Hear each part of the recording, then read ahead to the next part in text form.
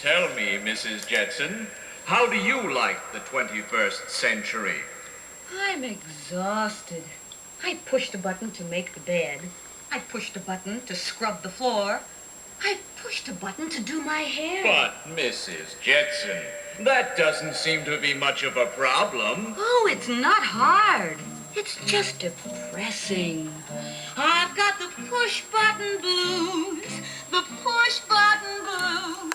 My finger is sore from doing each chore. I just can't push one button more.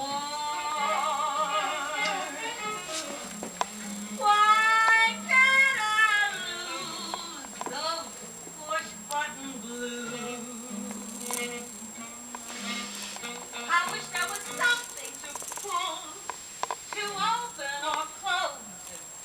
Maybe I could learn to push the buttons with my toes. Those blues, oh, those push button blues.